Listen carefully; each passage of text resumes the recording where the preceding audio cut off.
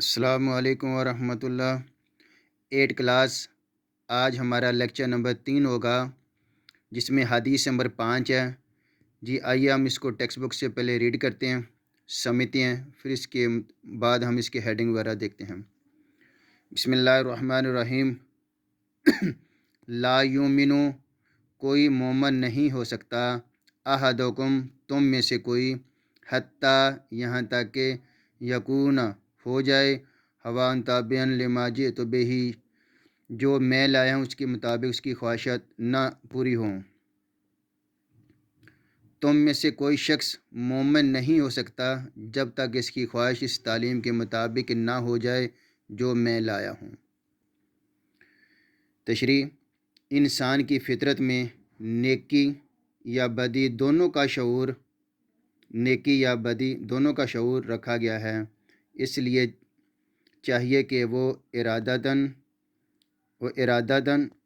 اختیار کرے اسے چاہیے کہ وہ ارادہ و اختیار کے باوجود برائی یا گناہ کے کاموں سے اجتناب کرے۔ دوسرا یہ کہ اپنے جذبات، احساسات اور خیالات کو اللہ کے رسول صلی اللہ علیہ وسلم کی مرضی کے مطابق ڈال لے۔ حدیث میں آیا ہے، اگر کوئی شخص ایسا نہیں کرتا تو گویا وہ ایمان کی لذت سے ناواقف ہے۔ دوسرے لفظوں میں اس حدیث سے مبارکہ میں اطاعت رسول صلی اللہ علیہ وسلم کا پیغام ہے۔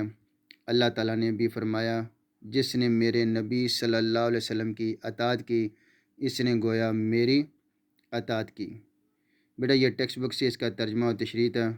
آئیے ہم اس میں دیکھتے ہیں ہم نے اس میں اضافہ کیا کر سکتے ہیں اور اس حدیث کی لینتھ کو کیسے پورا کر سکتے ہیں۔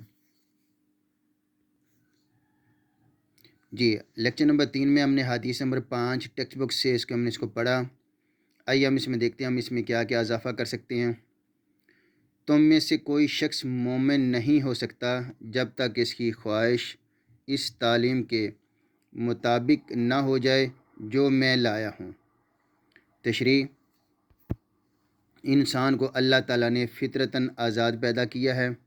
انسان اپنی زندگی اپنی مرضی اور خواہشات کے تحت گزارنا چاہتا ہے، لیکن اللہ تعالیٰ نے انسان کی اس خواہش کو یوں رد کیا۔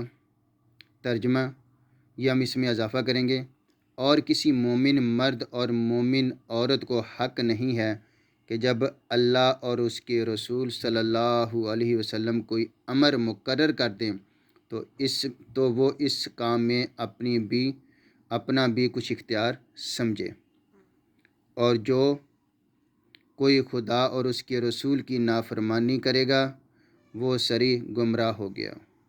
جی اگلا ہم اس میں ہیڈنگ اضافہ کریں گے، اتباع رسول قرآن کی روح سے، قرآن کا حوالہ، اور جو رسول تمہیں دے دیں وہ لے لو، اور جس سے منع کریں اس سے باز آ جاؤ۔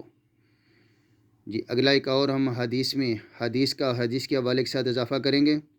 اللہ تعالیٰ کا فرمان ہے، جس نے نبی کی اطاعت کی اس نے گویا اللہ کی اطاعت کی۔ عزیز طلبہ یہ ٹیکسٹ بک میں جو تشریح ہے اس کے اندر ہم ان کو اضافہ کریں گے۔